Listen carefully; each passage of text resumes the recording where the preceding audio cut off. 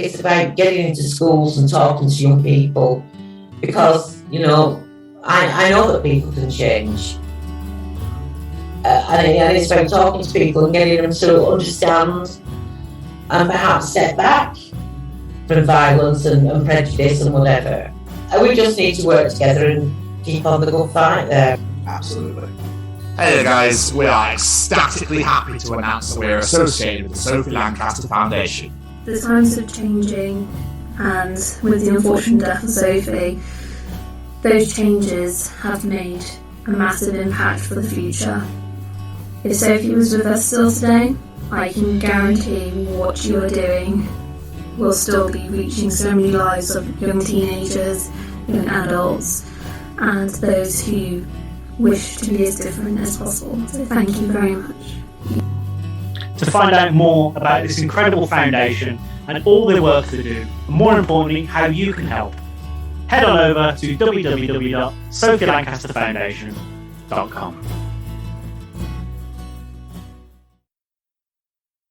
This is Rob Lane of the Straight to Video podcast, and you're listening to the Chronicles of Podcast with Jamie and Tom.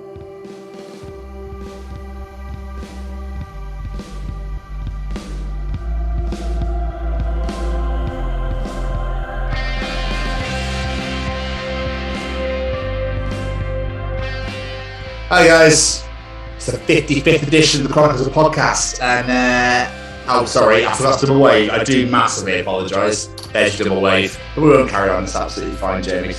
You know, with all that carpal tunnel and whatnot, we keep getting through it when we do the show, like, oh, I've been double waving again, for fuck's sake.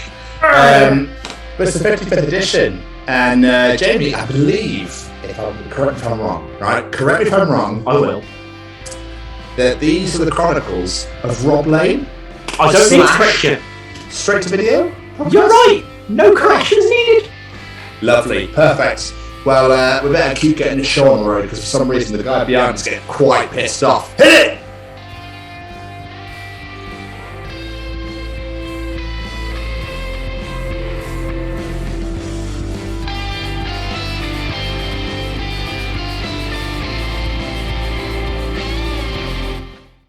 I suppose with your umbrella head, we should bring in that piece of resistance. I think we definitely should. I'm getting very close to taking this off. My head is very warm. Yeah, I bet it is. Wearing a fucking umbrella in your tiny little ass kitchen. Welcome to the Chronicles of Rob Lane - Straight to Video Podcast. Rob is, as I've just said, a podcaster, funnily enough.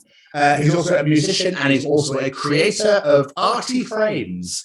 There's also a great conversation where you'll literally see Jamie come to fucking life. You're not letting me live this one down, are you? No, but you were great, man. No, I'm not saying in a bad way. Like, you were literally on fire to the point where I was like, I might as well just sit back. Yeah. It turns out me and Rob have a lot in common, which we didn't realise beforehand. But there we go. It's good. It's great. It's a great conversation, though. It's what you want. It's what you want with guests, when you just mutually have that. What's the word? Not je ne sais quoi. That's the wrong word to use. But like, you have that mutual, not respect. Yeah, thank you. There's like biscuits, burgers, cauliflower, Yorkshire tea. Yeah, that's literally what's going through my head. It's like, the word's there somewhere. It's got to be there somewhere. Anal beads. So. You had that major connection, and now it's just beautiful to watch. It's just beautiful to sit back and just watch you blossom. It was awesome. But I've been listening to Rob's podcast, Straight to Video Podcast, for a little while now, and I thought, you know what, we've never spoken to just an actual podcaster on this show. It'd be good to like have a conversation, compare notes and whatnot. So I thought Rob is a great guy to reach out to, because not only is he a podcaster, he's also a musician. He's currently on the road. He's touring with Grand Theft Audio, so go check them out if they're coming anywhere near you. And yeah, this is a great conversation. Go check out Rob's podcast. 5 of those guests will look very familiar to you because they're guests we've had. So yes, definitely go and check out Rob's podcast. It is a great listen. It was also funny to watch, be like, well, you've had that. I want that guy. I want that guy. I want that guy for my show. Then he's like, well, you've had so I want him for my show. Yeah, it was good. It's a good little conversation. It's good fun. It's a good laugh, and hopefully you will enjoy it. Jamie! Yes, sir. Any final words at all? Just a massive thank you to Rob. It means the world you're taking the time out, because you spend so much time behind a microphone as it is. Spend a little bit more time talking to us. Absolutely. Rob, thank you for taking the time out to chat to us, my friend. It was good fun. We thoroughly enjoyed it. I hope the tour goes well. And we look forward to catching up with you again soon. Ladies and gentlemen, here we go. Ladies and gentlemen, interviewing this week, it's Rob Lane - Straight to Video Podcast. Ladies and gentlemen, today we bring you another wonderful guest. We have spoken to people from all sorts of backgrounds, and this week we bring you someone who is just like us, a podcaster. Today's guest is the host of a wonderful podcast where he talks to guests from all over the world, including a few we have also spoken to. From the Straight to Video Podcast, this week we bring you the Chronicles of Rob Lane. Yes, we're here. Yes! We're sorted, we did it. We got there. One's got a broken microphone, one's audio was too loud, and someone's internet didn't work, but we're here. That's all that matters. Don't talk to me about broken microphones. Mine broke the other day. I was just like messing around with it 5 minutes before our interview, and the whole thing just like exploded. Dude, that's not, I mean, it didn't explode. That's literally what just happened to me. It's gone, microphone doesn't exist, use a different audio connection, please. Mother Hubbard. But still. So, Rob, I think the question I ask every single guest we have on our show is, how was your pandemic season? I know it's not technically over, but it is, but it's not. How was mine? Mine was weird because I was supposed to quit my job of like 20 years. Literally, well, I handed my notice in. I was supposed to leave in April of 2020. The pandemic hit in March of 2020. So, like, just shit went all over the place. It wasn't good. Oh. So, you were supposed to leave, but was supposed to leave. Yeah, well, everything went to shit at the fan worldwide. My old MD said, look, will you stay on until things kind of get back to normal? Which, in fairness, as bad as everything got, it kind of worked well for me because I had all this stuff planned, which all got cancelled. So at least I kind of got to keep something of a job, at least for another 6 months. But it got me, I set up my podcast during then. I've been planning it for about 3 or 4 years. But it gave me some time to finally sit down and get the thing up and running and get my head around the technology, which, as our early internet woes showed, I'm not great with. So, before we start talking about your podcast and all that sort of stuff, I know in your day job you're a professional musician. So take us back to the days of young Master Lane. What did you want to be when you were growing up? Was it a musician, or was it actually you just fell into? Professional musician's very loose term. You sound good, don't it? I think I'm still working on that, like 20 plus years later on down the line. I think wanting to be a musician came around when I was like 16 or 17, which I think is around the time when people fully immerse themselves into music. I don't know how it was for you guys, but I always liked music. I always loved pop music and things like that. I had fads on Madonna and all that kind of thing during the 80s. When like hard rock kind of grabbed hold in the late 80s and more in like 1990, 91, that was all I cared about back then. So once I started learning guitar and giving it a shot and playing bass, everybody needs a bass player. That kind of put me on the path from then, and still trying and working on it to this day. So when you were younger self, yeah, what did you want to do then before music took a hold of you? I always liked art and drawing and things like that. Okay. Yeah, that was always my big thing. I loved drawing anything from a very young age. Like, Rob Lane, he's a good drawer. That was always what I was known for, really, I guess. But I never really, like, people say, what do you want to do when you grow up? I'm still trying to figure it out. I'm like 50 in a few years, and it's like, shit, still not worked out. It's one of those things, isn't it? Yeah, because I don't think anybody ever really. I think you're lucky if you do. Yeah, I think you're lucky from a young age if you do know, I'll be a nurse, like doctors, whatever. Because a lot of it's like, I'll be an astronaut. I think I did want to be an astronaut for a while. Yeah, for a very short period. Yeah. I couldn't think of anything worse now. No, I'm good, thanks. Ground is fine, thank you. But yeah, how great must that be if you know from a really early age exactly what you want to be? You've got that path, you've got that focus. But I'm like a dog seeing a squirrel. Like I'm doing something and something. Oh, that looks nice. That looks nice and shiny. I'll do that for a while, and just everything gets dropped. I'm always trying to spin plates and do numerous projects. So easily distracted. And I suppose we get to 40, it's like pick your GCSEs, go, oh, I don't find out girls yet. Oh, shit. Double cap. I don't know. exactly. You're right. I feel sorry for these guys that go to university. They spend God knows how much money, 3 years of their career. They get to the end of it and go, I'm kind of bored of learning all about that now. I don't think I want to do that anymore. I kind of wish I went to university. It's something I did A-levels and again, just didn't know what I wanted to do. So what was the point of trying to figure something out? But in hindsight, I'd just gone for the crack, I think, and just for the laugh. Yeah. So, Jamie. I was going to say, I went to college to study to become a chef. Did the job as a chef and went, God, this sucks. I'm doing something else. But are you still good at it now? It's a great thing to have in the back pocket. All right, at home. Yeah. Meals, yes, but There you go. All right, he says, sharing baked goods and whatnot on social media. Fuck off, Jamie. Oh, I think I'm okay, but here's my colours and no share. It's got a chocolatey nougat on top. It's got a bit of biscoff around the sides, caramel inside. It's very gooey but tender. It's lovely. Have you been around for dinner at Jamie's then?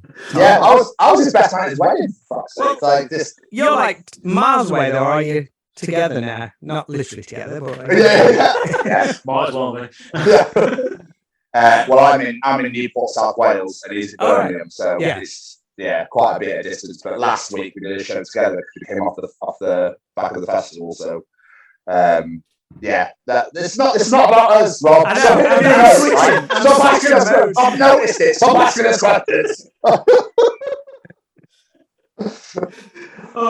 So obviously we discussed the fact that you're a professional musician, but what age did you decide to pick up an instrument?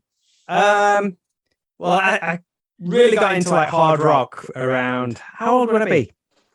It was like late 80s. I kind of got into Def Leppard. They was like the first hard rock band. I was like, holy shit, what is this? This is like amazing. But then as the 80s went into the 90s, that's when I really deep dived into, if you want to call it the Sunset Strip hair metal stuff, just as it was going out of fashion. Typical. Yeah. I mean, 'cause I know you've had like John Corabi on your show. Yeah. Who's an absolute legend. That Motley Crue album from 94. Yes. One of my all-time favorites. But yeah, I really got into that style of music in the early 90s. And it's all I cared about. It really was. So obviously you want to try and play guitar. So I brought a guitar off a friend of mine I think I paid like £10 for it. And I remember getting it home and sitting it on my knee and thinking, what the hell do you do with this thing? It was terrifying. But you get the chord book, and I mean, this is way before YouTube where you could learn off people. And eventually picked up a few chords and started jamming with some friends of mine. But then I used to go to gigs. Well, everybody went to gigs, but to see favourite bands. And we were really big fans of the band Extreme. I don't know if you remember those guys, yeah? We saw them. It was crazy. From 91, we saw them on the first tour in Nottingham at Rock City, like a club gig. And by the end of that year, they did Rock City. Then I think it was in the October, they came back and did theatres. We saw them at Nottingham Concert Hall. Then just before Christmas, they were doing arenas. So how that must have been for those guys, just to go from that transition in 1 year, it must have been unreal. But the thing about Extreme was, and I'd never experienced it before, we used to wait around the stage door to get autographs. And in my head, the first time we did that, I expected them to just run out like you saw on films, people screaming, trying to grab them and all that kind of. But they didn't. They came out and they like shook hands, signed autographs and all this kind of stuff. So I was sold from that moment. So every other gig, I mean, I'm like, how old would I be? I'd be like 16, 17 at this point. So every gig I went to, I expected to meet the band, so I'd wait around the stage door afterwards. And one Extreme gig we went to when was it? It was, if I get my timings right, it was December 92, I think. So the following year, they was playing at the NEC, and they had a band called Hardline supporting them. I don't know if they've ever crossed your path. One of the last great bands to come out of that era. I've got a song by them on my playlist, and I can't remember what the song's called. Hot Sherry. That's it. Yeah. That is the one, yeah. And they were supporting Extreme. And so we went to 2 gigs. We went to Sheffield and Birmingham. After the Sheffield one, we waited for Extreme. The guy from Hardline came out. and the bass player, Todd Jensen, was there. I was like, I recognise this guy from playing with David Lee Roth, who I'd seen like a few months earlier. Oh, he's a cool guy. So he's signing my ticket. I'm like, oh, we're coming to Birmingham. He says, oh, come and say hi then. You tell that to 16-year-old Rob Lane. He's going to come and say hi at the next gig, whether it's happening or not. So turns up to Birmingham. We go straight, before the gig, we go straight to the stage door, banging on the stage door. Some guy opens. Oh, Todd Jensen said to come and say hi. This guy's like looking at us really confused, but he says, okay then, give me a minute.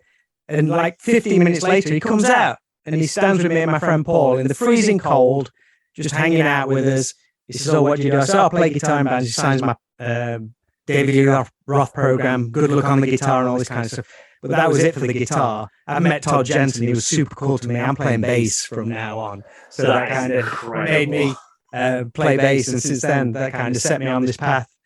20-some, well, crikey, what's 1992? That's going to be 30 years this December. I don't play like a 30-year-old bass playing veteran. That's for sure. Yeah, what an awesome story. Yeah, 30 years later, that guy, just for spending 15 minutes with me, put me on that path. But he's gone on to do great things. He did Hardline, but he's played with David Lee Roth, Alice Cooper, Steve Perry from Journey. He played with Ozzy very briefly, and now he's actually playing in Journey, the current version of it. So he's like gone on to have this amazing career. But yeah, absolute legend. That's awesome. Have you ever tried to reach out to him, get him on the show? Yeah, we've stayed in contact ever since, because that was one of the things with Hardline. It was, again, pre-internet, but they had this really loyal fan base, like super tiny fan base, but you could write to them and they'd send you postcards back, actually signed, and Todd used to send me letter. I remember the first letter I got back from him. I mean, he might not even meant it, but he said, oh, I remember meeting you in Birmingham and all this kind of thing. I'm like, fan for life right here. So yeah, always stayed in touch, and yeah, he's on Facebook and stuff. So I'm trying to get him on the podcast. He doesn't really do any interviews, so I'm working on him. I'm working on him. I've known you for 30 years. Come on, man. Yeah. Trust me. So you're saying though you'd like professional with the air quotes, but you've played in a fair few bands over the years though. Yeah, I kind of got into that. Well, again, it's probably an influence from Todd Jensen, because he was always like a hired gun kind of thing. So I had a few bands, which, if you want to call them my bands, one of probably the first bands I played in, which kind of got, if you like, some notoriety or at least experience with tours, was a band called Teenage Casket Company. In the when did we start? I think we started in 2004, and we were together till 2016. But we did like 3 albums. Toured all over the UK, but that's the time when we just played to anywhere, like to anyone, anywhere. And this is like working a day job as well. I think one year we did, Rob, the old singer, he'd be able to quote you the exact details, but I think one year we did about 170 gigs, I think, in 1 year. And I was still working a job, so I'd like work my job, drive, come home, get up, go to work, drive. We drove to like Southampton to play to 3 people after work, then come back and get up to work the next day. It was nuts. So yeah, I mean, that band was the first one where we went to America with that. We did Europe, all DIY, releasing stuff on our own label. So all of us learned so much in that band. But during some downtime in that band, I got the opportunity to play for the Bulletboys, like the old Hollywood hard rock band, on their first European tour. Yes. Knows his stuff. And that was a real awakening for me, and one of those things where if an opportunity comes along, it might terrify you, and like the initial thing is, oh, I don't know if I can do that, but like, shit, go for it. Like I say, always do something that scares you. And I was terrified going to that. I knew nobody. There was no rehearsals or anything like that. They just said, do you want to come and do a 2-week tour with the Bulletboys playing bass? I'm like, yeah, I'll do that. And yeah, it just opens up so many doors. You meet so many amazing people. And from then it just kind of, I don't want to say it snowballed, but it gave me the confidence to go out and offer my services to other bands, or people knew that I could learn stuff pretty fast if need be. And yeah, so from there it just led on to, I mean, I can list some if you want, but it just went from one to the other, really. So I was going to say that you must be able to pick up really fast for the band to just go on the tour. Okay, here's your set list, sorted. I know it all now. I think they saw a picture. They thought it looked pretty cool, and it's only bass. As long as he looks like he knows what he's doing. Yeah. We'll give the sound man a heads up. Just turn it down until we figure out he's doing it all right. So who are you currently playing? Because on our original email, you said you were going out on tour. Yes, it's been pretty quiet just lately, but all of a sudden it's gone nuts again. So I've got some shows this weekend with a project which we do a couple of times a year called The Needful Things, which is a really fun band which my friend Ian started. I think the original gigs were about 10 years ago, but his idea was to put together an underground supergroup. So all these bands were around in like the mid 2000s, all local bands. We're all friends. So all we do is get together and play each other's songs from like the mid 2000s to present day. So it's awesome. And the response to it is such fun because people come up to us and say, I've totally forgot about that song from 2007. So great to hear it again. So we just have a lot of fun and everybody knows each other so well. So that's this weekend. We're playing Hard Rock Hell Sleaze on Sunday night. And then after that, I'm going on a tour with Grand Theft Audio all over the UK for like 2.5 weeks. And that's a band, I don't know if you're familiar with Grand Theft Audio. Name sounds very familiar. Yeah, they're around in the early 2000s. I think they released an album in 2000, and it's Rich, the drummer from the Wild Hearts. During some Wild Hearts downtime, they put out an album, and it was on they had some tracks on Dude, Where's My Car? And The Hole. And they toured all over America, and they had actual songs on like loads of video games as well. So it's an amazing album. It's very obvious. It sounds like early 2000s, but it's super exciting. So it's like quite Faith No More, like hard rock meets dance. So I'm really looking forward to it. The songs are great. They've got a new album out as well, just before the tour. So it's going to be a lot of fun. Looking forward to it. So if we're close by, you'll have to come and see us. Yes, definitely. I was going to say, do you know if you come to Birmingham? Well, we're doing the Institute. Oh, there you go then. Yeah. There you go. I'll have to have a look out for that. Make sure to see if I'm got work on it. Yeah. So I'm playing with Stevie James from Tiger Tales in October. Oh, amazing. 35th anniversary of the Young and Crazy album. Oh, I saw Tiger Tales supporting Ace Frehley. Oh, bloody year. I can't remember what year it was now. In Sheffield. How long ago was that? I'm trying to remember what year it was. Oh, it's got about 2008, 2009. Yeah. Very cool, man. Yeah, it was awesome. I was so happy to see them. I've never seen them before, so they're amazing. Nice. Yeah, we've got a guy called Robin Guy on drums who's like incredible. So I'm looking forward to playing with him. That's awesome. Look, that sounds awesome. So let's talk about it, shall we? Straight to the video podcast. For those unaware, what is the show, what's it about, etc.?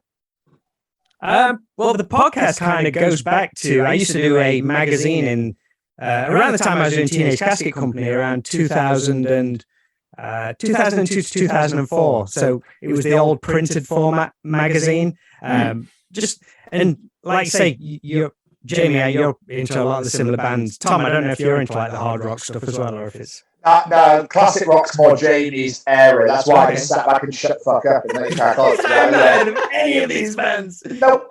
Def Leppard, yeah, but the rest of them I was like, I have no idea what's going on. Sounds good. We're going to John Carrabbi because we interviewed him. Yeah. I thought he went really quiet. I thought it was my internet that froze up, and he must have froze up or something like that. Because as soon as the classic rock comes out, Jamie goes, "Bing!" Right, that's me in. So I'm like, cool. I'll let him have his moment. But as Jamie knows, I mean, that style of music went really out of fashion once grunge kicked in the early 90s, and it's never really come back in fashion. But I always loved it, and it became so hard to find out what all these bands were doing. But when the internet kind of kicked in, like big style with MySpace and stuff like that in the mid 2000s, I was like, shit, no one's putting any spotlight on my favorite bands. I'm going to go out and find them myself and find out what they're doing. So yeah, that's what this magazine called Trash Pit was, which I did in the early 2000s, was just finding out what Danger were doing and Trickster and all this kind of stuff. Sorry, Tom. Right? Yeah. But that magazine ran for a few years, and I just really got into like interviewing bands and loved doing it. But then my band stuff kind of got really, really busy for the best part of 10 years. But crikey, what's going on? Nearly 20 years now. So when lockdown happened, I'd been listening to a lot of podcasts, becoming fans of podcasts. I think, which one of you loves Kevin Smith's podcasts? Yeah, he was one of the first guys who kind of introduced me to the world of podcasting, if you like. And I always love what he did, and it was always inspiring. I think I heard on one of his like early podcasts, which he did, he just said, I just record them on Audacity. I was like, that's that free thing which you can get. So surely I can figure that out. So I always wanted to do it, but the technical side of it scared me. So once lockdown happened, it gave me time to sit down and scour YouTube for the right videos to say, right, what do I need to kind of get the quality and all that kind of stuff. So yeah, and thought, shit, I'm going to give it another try, but this time in podcast format rather than printed material. So just reached out to loads of musicians who I knew over the years, friends of mine. So that gave me my initial starting blocks for the first dozen or so podcasts. And then after that, just, as you probably know, you meet PR people or someone recommends somebody else, and it just kind of grows from there. So that was the initial thing. And also to combine it with just my love of pop culture. I'd had a project called Straight to Video for about 10 years now, which started off as a musical project, just doing cover songs of movie soundtracks. But just to kind of keep the brand going, it's all pop culture, it's all nostalgia, talk about people's journeys, growing up, things they remember, and just kind of roll it all into one thing under the Straight to Video header, if you like, and the brand. Nice. Where did the Straight to Video name come from? I was just thinking, because it's quite genius in a way. Well, it's a well-known term from going back into the day where the worst films never made it to cinema, they went straight to video. So I guess I'm trying to think where it actually came from, or what. I don't know, it's just a term which I've always known. It's just the concept of it. It's like, the shit movies went straight to video, the shit films go straight to DVD. So it's like, brilliant. So the shit stuff goes straight to video. I'll call my podcast that. But I have kind of shot myself in the foot calling it straight to video, and it's technically an audio podcast, but I'll figure that out later on in the day. Yeah, it's fine. The name's great. I love it because you remember it straight away. Yeah. But I'm a big fan of the band Bowling for Soup, and they had a song called Straight to Video, which never officially got released, which is one of my favourite songs by theirs. But apparently they never released it because most of their fan base only knew the term straight to DVD. So they shelved this song because they didn't think the fan base would relate to it. As far as I'm aware, that's the reason why, because it's too good a song to leave on the shelf. But you can find it on YouTube and all that kind of thing. It's awesome. So that might be where it came from. That might be the thing that set the seed back into my head once I heard that song. Okay. So you're saying that obviously it started as a musical project that was straight to video. What sort of songs did you do? Let me think. Well, the reason for it to be in cover songs is I'm not a songwriter. I've always said I'm very, very lucky to, ever since I started, even like, if you want to call them the shittest bands, but I don't think any of my bands were really shit. Maybe if I heard them now, they might have been, but I always feel I've been very lucky to be in a band with somebody else who can write really good songs. So I've never bothered to write my own songs.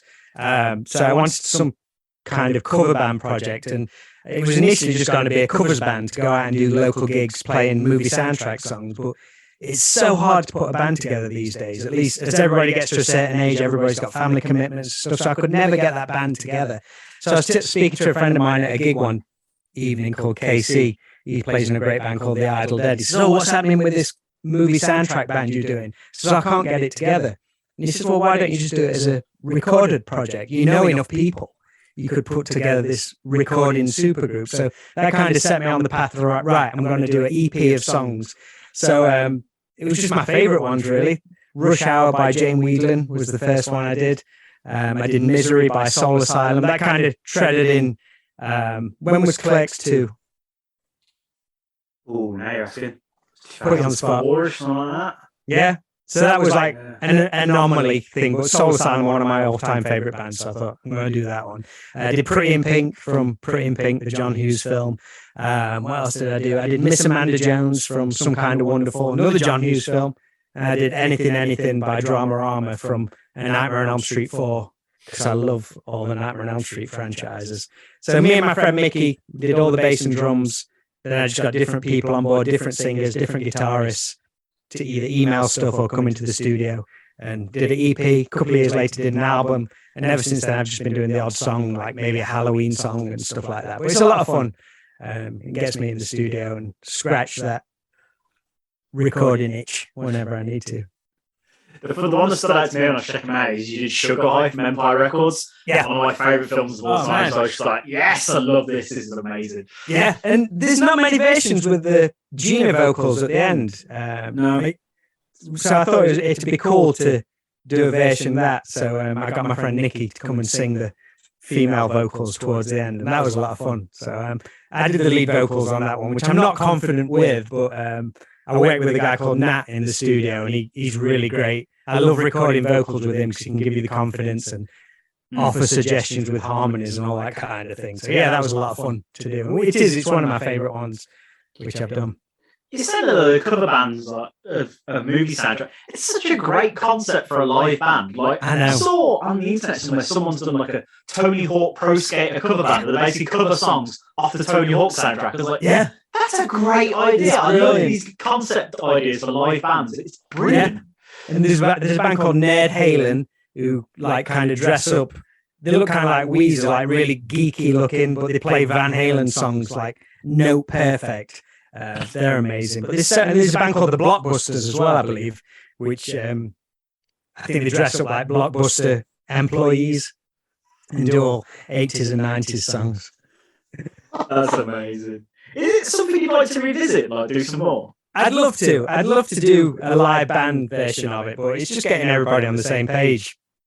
Me and my friend Dave, he's another amazing songwriter. We've been trying to get a new original band together for, I think it's about 2.5 years now, and we still just can't get in a rehearsal room, just even get it off the starting blocks. It's a nightmare. Everybody's working different jobs, different shifts, and all this kind of thing. So I can't believe how we used to do it back in the day. Just like you'd religiously rehearse twice a week, and nothing had stopped those rehearsals. But now we can't get one. It's mad. But one day, might do a straight to video gig. That'd be amazing. Would be amazing.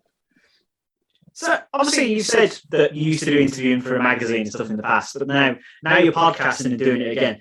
Was it quite nerve-wracking going into it, or were you excited? 'Cause it's not something you do in your every day-to-day life, is it? Just ask people questions about their life. Originally, or coming back into the podcast thing? Well, do both, really.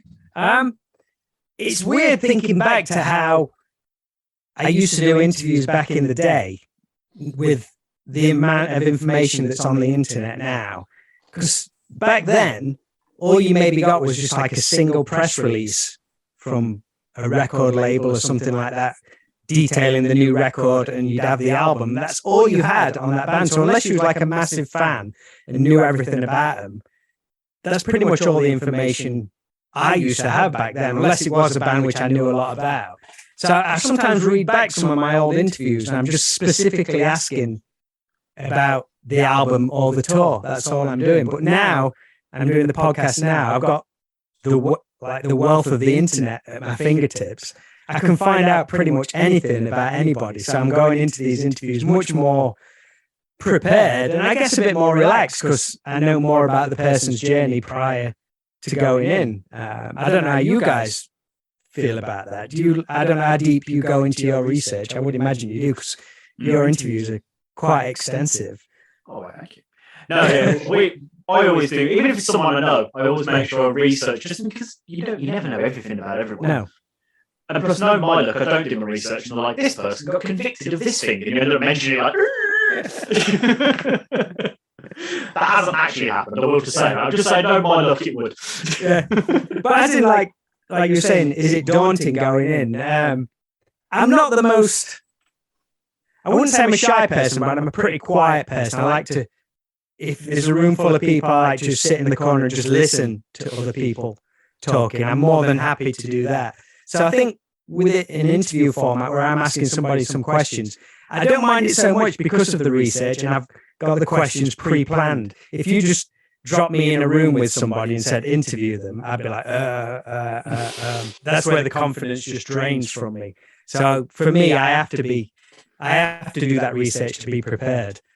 So the interview format, I'm not necessarily daunted by it because I know I've done my research. So, but yeah, put me in a room with somebody unprepared, and I'll just melt in a corner. It won't be pretty. Like a ginger in the summertime. Yeah. It's exactly what we've experienced over the last few weeks. Anyway, you release your shows quite quick as well, 3 to 4 days apart with most of them. How do you find, if you're doing a day-to-day job as well, how do you find the time to smash them all out, get them released, etc.? Like, incredible, really. Yeah, I screwed up there, didn't I? I kind of made a rod for my own back. Yeah. But I'm a glutton for punishment. I did quite a lot. I didn't just jump into the podcast thing. Like I say, I had been wanting to do it for a few years. It took me that time in the early part of the lockdown to get my head around all the tech, but I also knew what I wanted to set out to do, and I was taking influence from people like Kevin Smith, but also from someone like Mark Maron, who was one of my favourite podcasts from the last 2 years. And what does Mark Maron do? 2 episodes a week. So that's what I'm going to do. Yeah. And it's a lot more work than I realised. So up until probably about 2 months ago, I've been doing 2 a week, and now I've just dropped it down to 1 a week, which is a breath of fresh air. But because you do that, you do take your foot off the gas, and then you leave it till quite late, and like, shit, I've got to get this episode out. Yeah.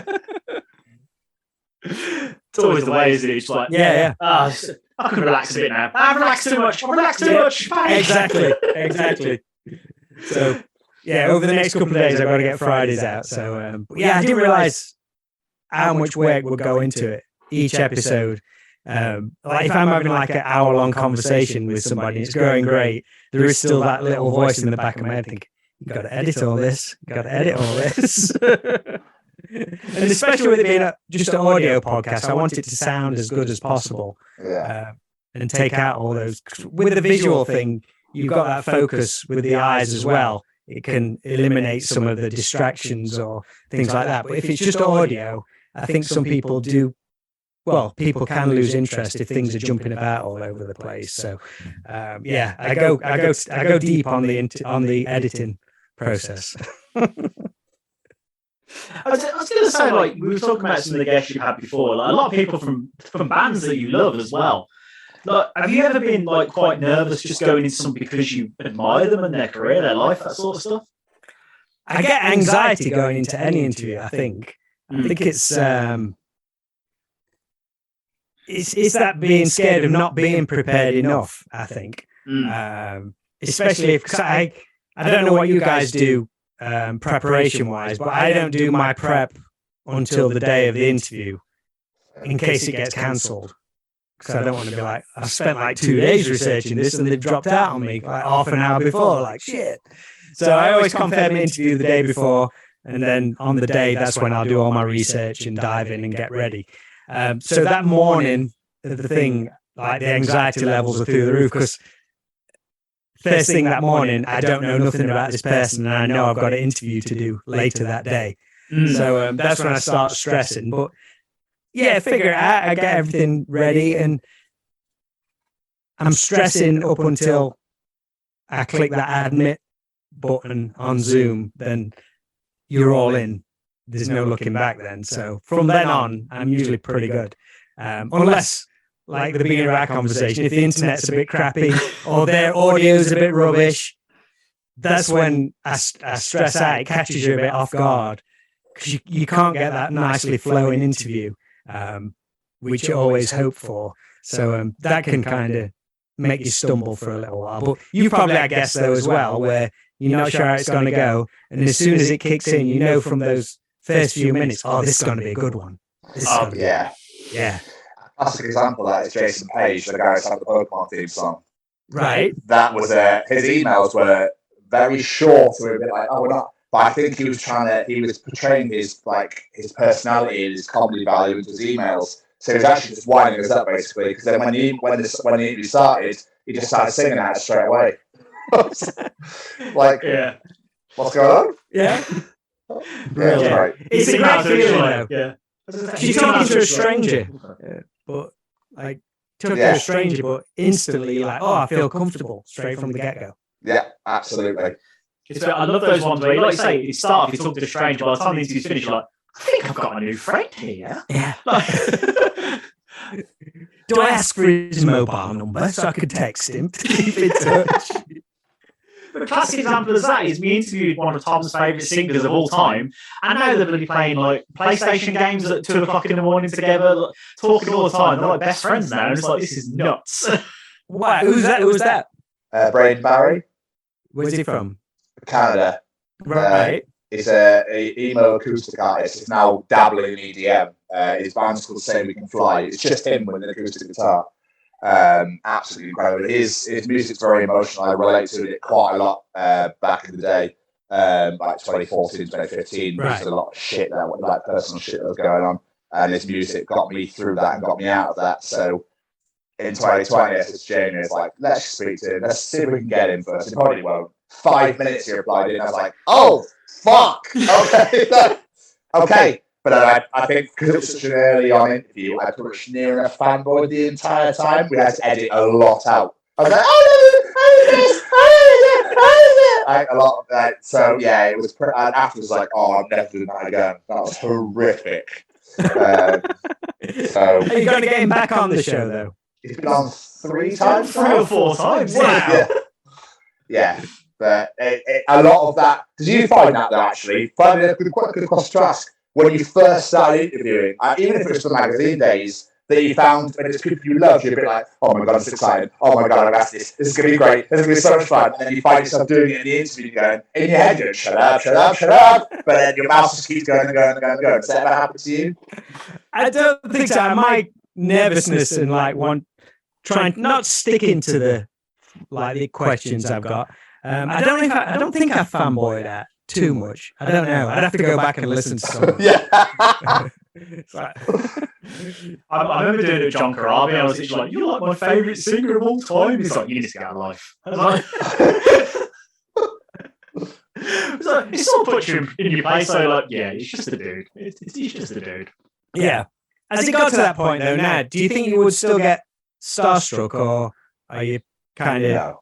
You got other things to worry about, and Yeah, because we did some first ever live interviews at the Bloodstock Festival last weekend, and like again, I interviewed one of my favourite bands, favourite singers, and I just sat there and just chatted, and like it was just normal. yeah, it was great. So yeah, I think you find that after so long, like no, obviously doing it with magazines and now this, that you get past it, don't you? You kind of just go, oh, I'm just chatting to so and so today about this, that, and the other. You don't really go, fuck, Chesney Hawks, oh my God. Yeah. Chesney Hawks, like, you know what I mean? It's the one and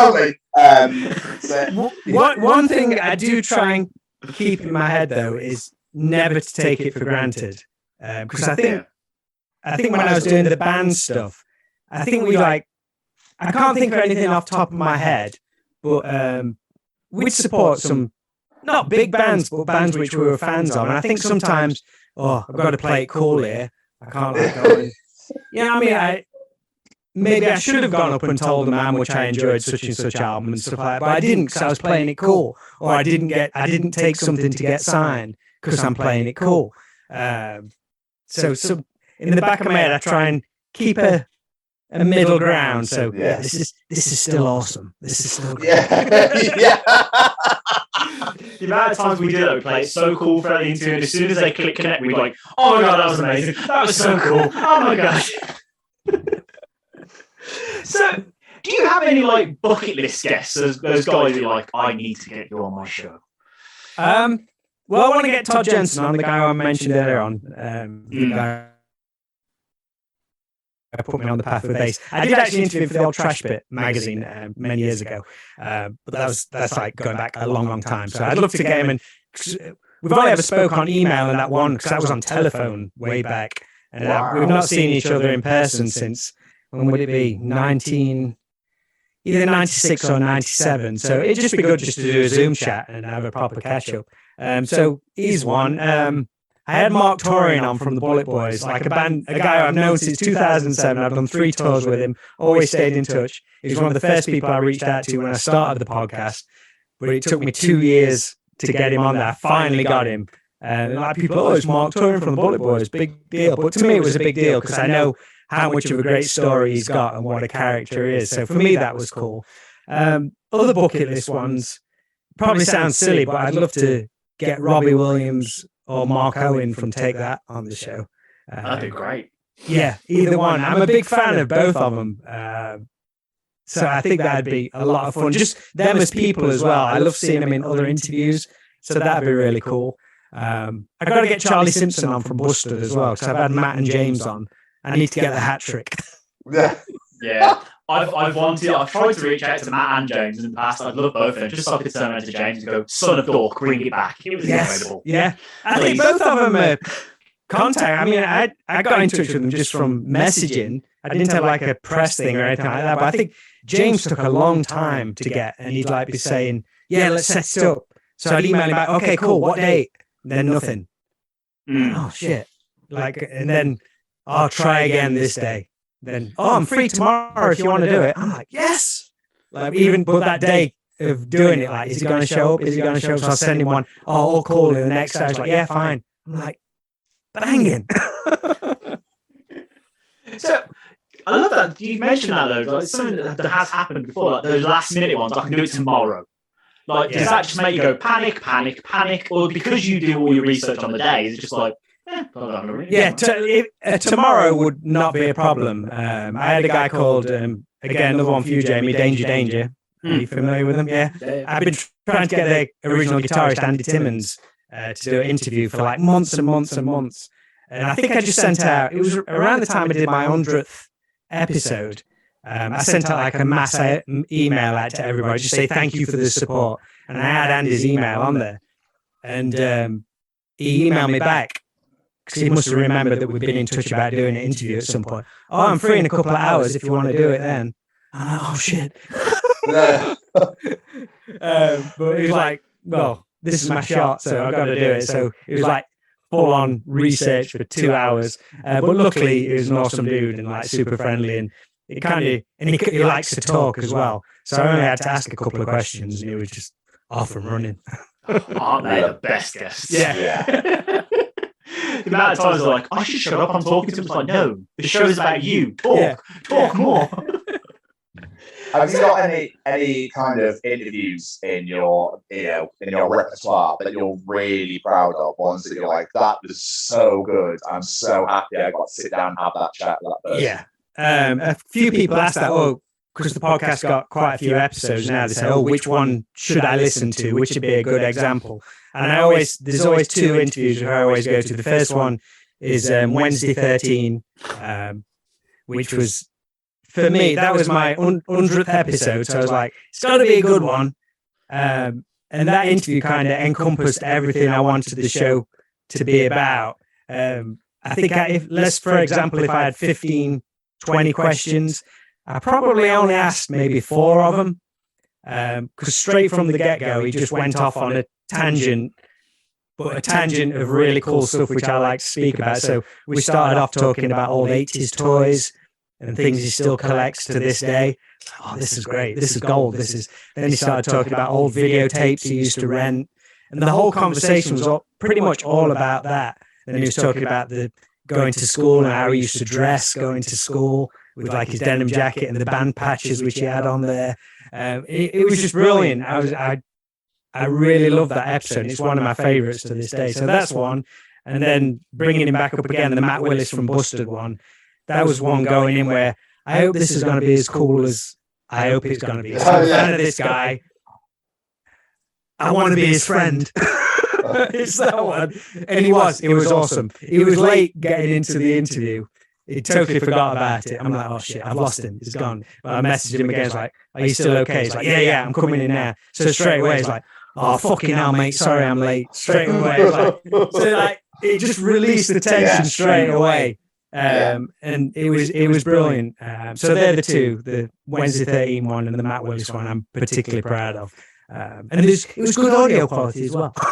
Good. That's what I like. But did you notice Jamie's face when he said Wednesday 13? I admit I was scrolling through your guests, and as soon as I got to that one, I said, bastard! That is a dream guest for me. Oh man, that should be. You can do that one. He's got a new album coming out soon. He's going to be hitting the PR thing. Yeah, I'm going to try and reach out again. Yeah. Got to do it, man. Got to do it. So, with your show, do you do everything yourself? Because I know you said you do the editing. Your artwork, and like the video cover artwork you do, is stunning. It looks so good. Is that all you as well? Can't take credit for that. I can take credit for the idea, but I can't take credit for the actual artwork. Now, my friend Daz does that. Me and Daz used to play in a band called DIP for many, many years, and he's one of the most talented people I know. He's also a musician as well. He's a fantastic graphic designer. So when I wanted to do the artwork for it, I sent him the concept. I want a video cover with the tape going in, but just leave a section where I can just drop the different guests in each time. And yeah, it just came back probably within a couple of hours with that. I was like, mate, nailed it straight away. That's awesome. Yeah. It's so good. It looks amazing. Yeah, he smashed it on that one. But yeah, pretty much everything else from, well, you know, everything that's involved, the research, the recording, the editing, the uploading, the promo, all that kind of thing, everything else. Yeah. I was a graphic designer for 20 years at my old printing place, but I know my limits. And in my head, it's like, am I going to pull this one off now? I'll ask Daz to do it. Or I don't know if you've seen my cover artwork with the cartoon with me holding the videotape up, and there's some like 80s cartoon characters around it. It's on the website and stuff like that. That was just a guy I met at a convention one day who did, a guy called David. He did like these really cool T-shirts and stuff. Oh, that's really cool. So I reached out to him for that. And yeah, it's nice to incorporate other people though, and get other people involved, because at the same time they're doing an awesome job for me. And like you say, you're seeing, it looks great. And so it's promoting them as well. Absolutely. Yeah, that picture again it's amazing. I see what you mean, yeah. Yeah, he did a great job on that one. So the one thing that a lot of podcasters struggle, we're not alone in that one, is finding an audience for your show. You know, it doesn't matter how good your show is, getting people to actually see it and hear it is another thing. And especially when there's 1,000,001 podcasts out there, which doesn't help. Yeah. So how did you find a way to stand out and find that audience? I agree with you wholeheartedly. It's freaking hard to get an audience. I mean, what did they say? What are the most popular ones? Like true crime. Joe Rogan. Yeah. But like they say, you've got to focus your niche. You've got to do a specific thing. So straight off, I'll call it straight to video. It's not a video podcast. What do you do? I interview anybody really, musicians, actors, anyone I find interesting. So I don't think I've gone down the niche route. I could perhaps focus it a little bit better, but building an audience, I don't know. I know quite a few people through the band, so I had that initial small audience of people I knew would listen to, but it's so hard to grow it outside of that. I mean, I don't know how much you guys watch your stats and listener figures and all that kind of stuff, but that can become quite addictive after a while, but also very frustrating when you see that initial growth, but then it kind of levels off, takes a few dips and all that kind of thing. I mean, one thing I found one year, I took a break for about 2 weeks over Christmas one time. And, well, obviously the listeners dropped quite extensively, but it took so long to get it back up there. So I don't know what the reasons was behind that, whether people, because they always say release your episodes on the same day, so people know that if you release them on a Friday, that Friday morning when they drive into work, they're going to be listening to the new episode. So they say try and be religious on that front. But it's so I am kind of struggling now as to what the next step is to grow it outside of the people who thankfully still listen to it. But I don't know, just keep hammering away. It's a long game. I didn't get it'd be nice to make some money out of this, but that's not why I got into it. I'm sure it's not why you got into it. And podcasting, more than anything, I think, is the long game. So it could be, I mean, I'm into 2 years now. You say you're into a year of this podcast, but you had one before. Yeah. So it's a long slog. I mean, I've got friends in other friends with a lot of American podcasts. I think it's because a lot of my guests are American, so they see me interviewing people and I see them interviewing people. So I've become really good friends with quite a few American podcasters.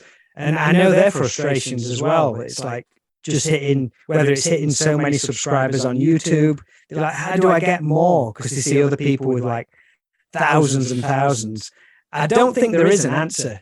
I think the only thing is just keep going. That's all you can do. And hopefully, whether it just be one episode that clicks, some guest shares it and it just happens to take off, or one guest you have talks about something that gets picked up by a bigger website. There's no real answer. It's going to be something as random as one of those, I think, that helps it grow outside of what it currently is. I don't know if that answers your question. No. I was just intrigued because it's the exact same thing that with us. It's like we don't have a niche. We talk to anyone and everyone. And our niche is we talk to people about their life story. It's not really a niche. But then you see people like Mark Woodgate, who you interviewed, and like he's flying. And does the exact same thing. Okay. Yeah, I mean, because Mark, he's doing great, but he had the Skip to the End podcast before that, the movie one, which was huge. But I think even in the interview which I did with him, he said they released that podcast very early on, before there weren't thousands and thousands of movie podcasts. So that he gained that audience and they stuck with him because the podcast was good. So once he'd launched Mark and me, he had a core audience which he could initially broadcast to. But I know he has times of frustration. He's like, because I know he's trying to do it as a full-time job. So he's struggling as well sometimes, but his determination, I tip my hat to him, and it's very inspiring to see what he does and just constantly moving forward. So, as we said at the start, we've had a couple of similar guests, the same guest, 5 to be exact. I went through a bit. 5, all right, I went through some. Chesney Hawkes, legend, and Chesney Rose. Yeah, Tim Rose, Chesney Hawkes, AC Slade, Jarrett Reddick, and Mitchell Ems. Nice. So incredible people. It feels a bit daft not to mention them as we've also interviewed them. Is there any fond memories of talking to those guys? Well, I've known Jarrett from Bowling for Soup back. Well, I actually met him going back to the Trash Bit magazine. He was one of my first favourite interviews back in October 2003, I think it was. And we actually did become friends after that. We actually played in a band together, a band called People on Vacation. When he needed a bass player coming to the UK, I said, well, if you need a bass player, and he actually took me up on it. So yeah, we've always stayed friends. So I always love doing interviews with him because I know he's another talker. You're going to get some gold every single time. I did a Christmas interview with him. What was it? It'd be this past Christmas.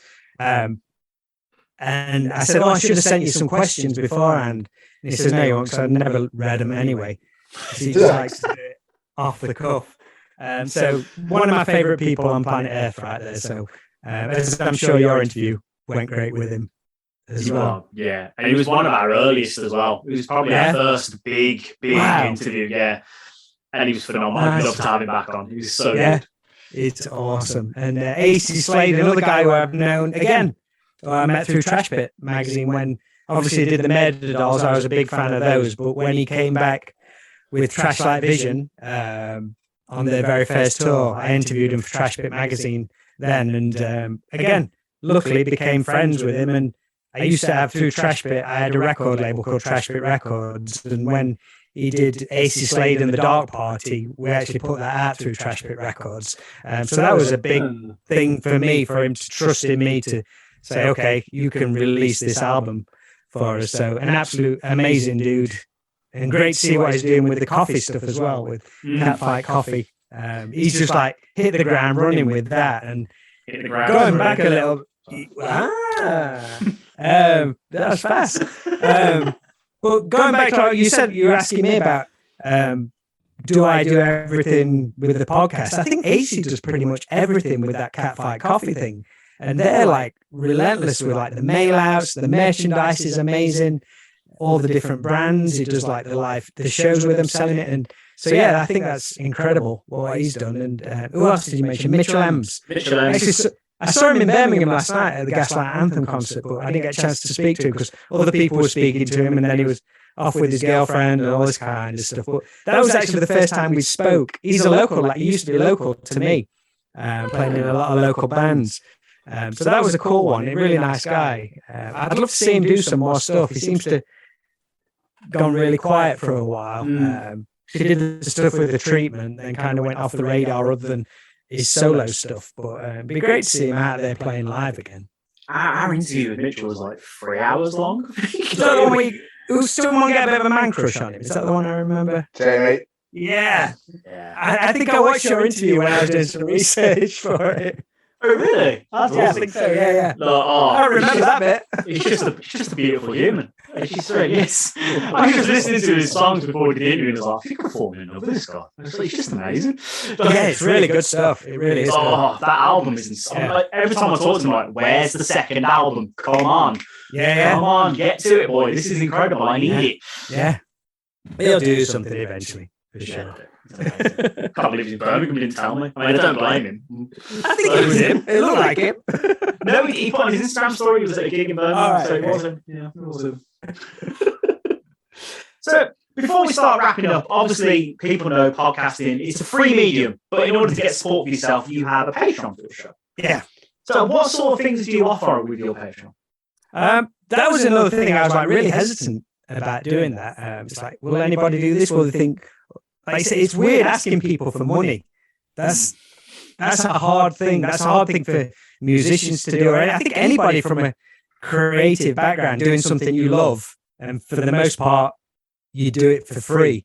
So, but yeah, I'm like you guys. I don't know. I know you take the podcast seriously, but I don't know how serious you want to take it. Would you like to see it grow to the point where it becomes something that consumes you and you could spend more time doing? I it's like, love to do it full time. Yeah. Love to do it full time. Yeah, and same for me. It's like everything I go into.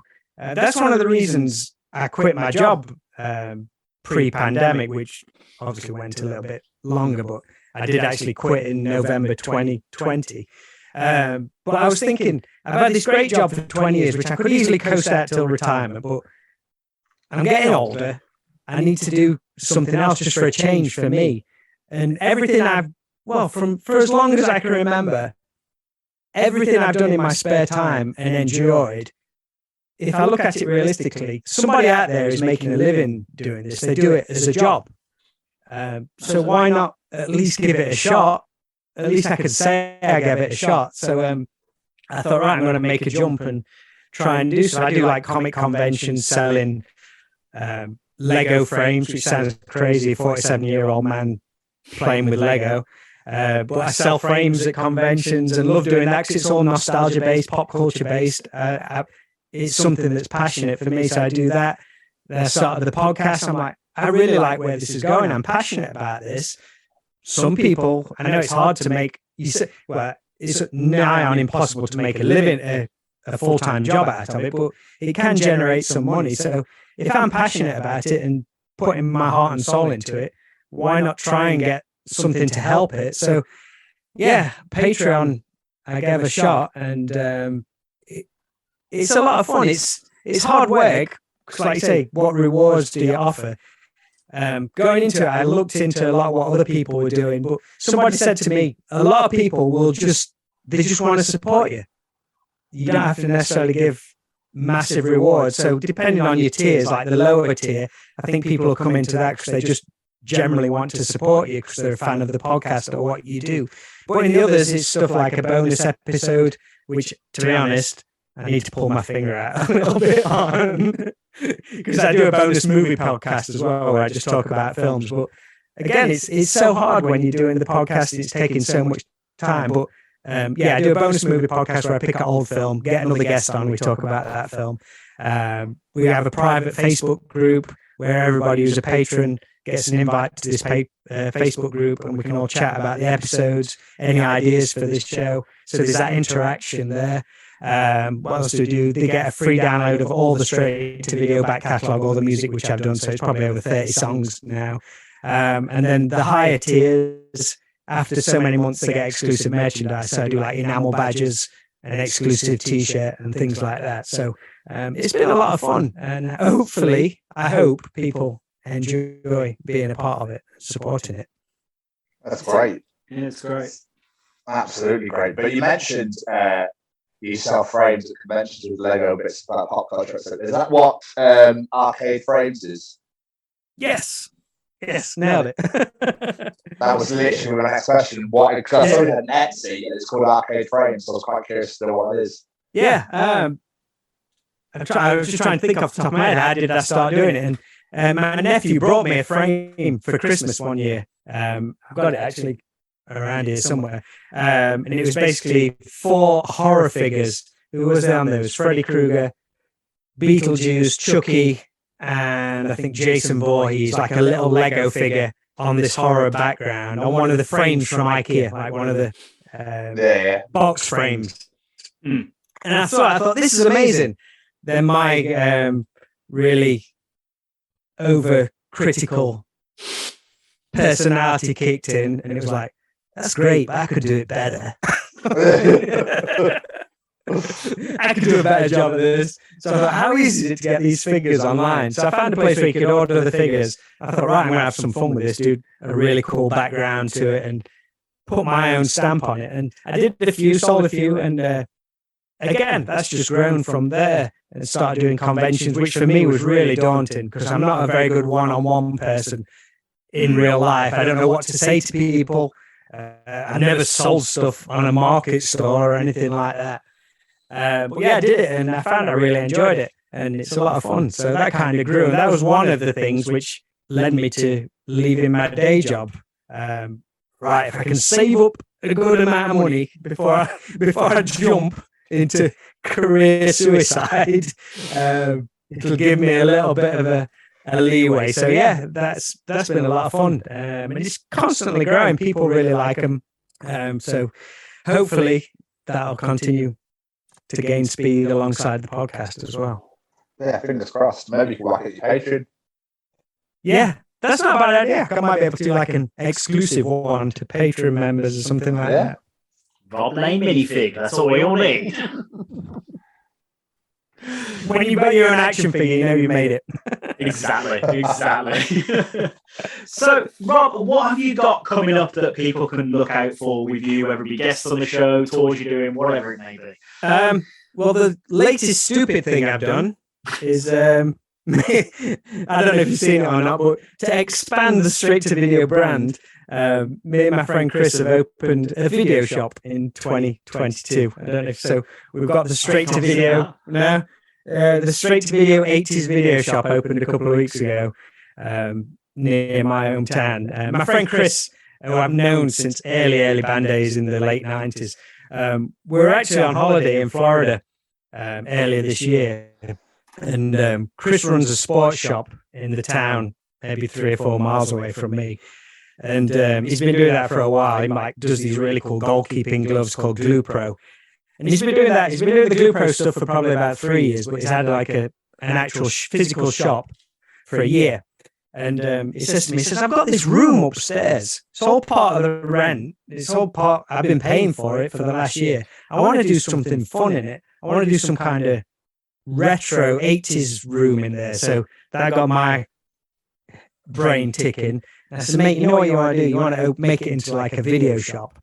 Like make it look like an old school 80s video shop. He said, oh, that sounds all right. You reckon we could do it? And I'm like, yeah. So I've been into some before. They have these pop-up ones. Like someone will rent a shop for like 6 weeks and recreate a video shop. People lose their minds when they go into them. I've been into them and it's been brilliant. There's one in Liverpool called Video Odyssey, which is a permanent one, but he's also got like a TV studio bolted onto it. So that's how he makes it work. I said, let's do it. Let's make a video shop. So we got back in March and just went to work. And yeah, we've created a video shop, which opened a couple of weeks ago. And it's been a lot of fun. People's reaction to it's been great. So it was like stepping back in time. We've got all the old video shelves, all old posters, we've got arcade machines in there. So right now I'm just like volunteering there 3 days a week just to get it off the ground. And we've called it Straight to Video and we're coming up with a name. I said, mate, if it's not me being too egotistical, the Straight to Video brand is already there. We can just extend on it and do it that way and it'll bring people in. So yeah, if anyone's in the Midlands, we're 10 minutes from Junction 28 of the M1. So come to Alfreton, Derbyshire to the 80s video shop on Fridays, Saturdays and Sundays and come and say hello. But I won't be there in September because I'm going to be on tour with Grand Theft Audio. So come and see us then. That was a great segue. I like that. That was good. That was good. But this has been so much fun, my friend. But before we let you go, Tom, have you got any more questions? Yeah, just one more. Like, when you obviously decided that you were going to quit your job, then the pandemic went, no, not yet. And eventually you did actually quit your job. Did you ever think that life would turn out the way it has with music, with podcasting, with magazine, etc.? Mate, it's gone so fast. Everything. I don't know how old you guys are, but when I hit 30, it went fast. When I hit 40, it went into overdrive. So time is just flying so fast. So right now, I'm just enjoying everything I'm doing. I'm not having too many sleepless nights worrying about the bills, but with the electricity bills, I might be in the next few months. Getting on to current topics, but yeah, I'm super happy where things are going, and the band stuff has been quiet for a long, long time. But with this Grand Theft Audio tour coming up, I'm super excited about it. One of the most exciting tours I've been looking forward to for a while. So I'm excited to get back out there and playing again. I don't know how I maybe should have exercised a bit more. I think I'm going to be a bit out of shape, a little bit rusty, but we'll see. It should be good. So yeah, I'm excited just to see what happens next. Just keep doing stuff that I enjoy doing, and hopefully it comes across that way. Phenomenal. Rob, before we let you go, we like to play a little game with our guests. If you're willing to participate, sir. I'm willing to participate, but I'm shit at this stuff. But I'll give it a go. You're going to know the questions because the answers. You're going to know the questions I'm going to tell you. You're also going to know the answers because they're all about you. Okay. Nice and simple. Number one, find a perfect question to start with. Your favourite pizza topping? Ooh, it would be pepperoni, but me and my wife gave up meat about 3 years ago, so I crave pepperoni pizzas. But right now it's mushroom. Emergency meat mushroom is solid choice. Yeah. The first ever gig you went to? First ever proper gig I went to was Iron Maiden in September 1990 at the Derby Assembly Rooms on the first 10 years tour. Nice. A lot of detail. With Wolfsbane supporting. Blaze Bailey and Wolfsbane. Yeah. That's a little. I like that. That was his sort of small band. I like him. I'll keep him. Another great guest. If you've got Blaze Bailey on your show, get Blaze Bailey on your show. Someone I've been tempted to reach out to, so that's just get him on there. That one for me. Thank you very much. What was the next one I was going to say? Your favourite breakfast cereal? Ooh. I can go off on a tangent, and I used to spend my summers in America, and the breakfast cereal, which they had there because I had family over there, I used to love Pac-Man cereal, and because everything had marshmallows in it. It used to blow my mind. So the closest thing we ever got over here was Lucky Charms, which I love dearly to this day, but I've not had a box for years because I can't imagine what's in them. But I would say Lucky Charms is my favourite cereal, but I've not had it for about 5 years. I always love Tom's face when I ask that question because he's a bit of a cereal connoisseur. Yeah. Marshmallow ruins everything, though. No one, I don't like marshmallow. Why stop putting it in fucking cereal, right? It's like putting bits in jam. Stop doing that as well. Yeah. We don't need extra fruit. I did, the pop culture nerd in me did succumb to the Back to the Future and Jaws cereals, which you can get in B&M at the moment. If you were to get a tattoo to commemorate your career so far, what would it be? Ooh. Oh, that's a great question. Well, thank you. I don't know. I'm a sucker for tattoos. I do need a new tattoo. I've not had one for about 2 years. Oh. STD? Nah, I did think about that for a while. I maybe just need to get a videotape tattoo at some point. There you go. I think. Yeah, I've got a cassette tape on my leg, but maybe I need to get some kind of videotape somewhere. Integrate it all in. VHS forever or something. Like that. But for EVA. Last but not least, if you had a time machine to go back in time and give one piece of advice to young Master Lane, what might that be? I could give him a lot of advice. I don't want to try and get all serious. I want to come up with like a really funny answer, but I don't think I can come up with a funny one. I just say do more stuff if you can. Just do more stuff, because I used to, like, as a kid, I'd just sit in front of the TV all day, and just I think I missed out on. I think I often say that's why I focus on the 80s so much, is because I love it, and I think I do know a lot about it, but I also feel like I perhaps didn't do as much as I should have done. So I'm trying to drag it all back in now. So yeah, if I could give my younger self some advice, it's like, do more stuff and don't be scared to do more stuff. Beautiful. I hope that's not too deep. No, it's beautiful. We love shit like that. It's great. Absolutely fantastic. Rob, this has been absolutely magnificent, my friend. But for everyone listening to this, where can they check out? Where can they find you? What social medias and plugs, etc. do you have? I'm on all the social medias, Facebook, Instagram, Twitter, and all that kind of thing. But if I'm going to point anybody at anything, just go to stvpod.com, and that's got everything about the podcast and links to everything else. So yeah, stvpod.com will be the best place to go to. Beautiful. Beautiful. Rob, it's been amazing. So much fun. Thank you so much for doing this. It means the world. Jamie, Tom, thank you for having us. I hope it was all right. Thank you so much, Rob. It means the world. It's been great talking to you. Mate, I loved it. Awesome, mate. Hopefully we can have a beer in real life at some point. Yeah, you're on. Hold your Nice fun, yes. guys. Absolutely beautiful. Enjoy the rest of your evening, my friend. You take care of yourself. Cheers, guys. Speak soon. Bye. Bye. What an incredible conversation. And I'm not going to lie, the fact he listened to our interview to prepare for his Mitchell and M's interview made me a little bit giddy inside. Yeah, it's nice, isn't it? It's like, oh, you actually used your show for road research.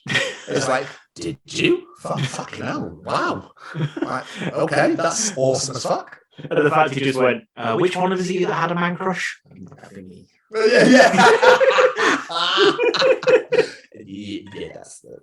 That's me. But guys, this is a great one, and Rob, thank you again. We absolutely loved having you on the show, and hopefully we can return the favour. And hopefully you guys enjoy listening to it as much as we did recording it. Alright, well, howdy doody, everybody! This is Braden Berry from Say We Can Fly It, founder of Stay Cozy Clothing, your one-stop shop for the coziest, most fashionable hoodies, t-shirts, and more. Dwarf Mickey. That's right, folks, and we're proud to say that we are now sponsoring the Chronicles of Podcast. Ouch. Hosted by Tom and Jamie. Like, you can get 10% off, man! That's right, Shaggy! Just use the special code, The Chronicles, at checkout. Oh, boy!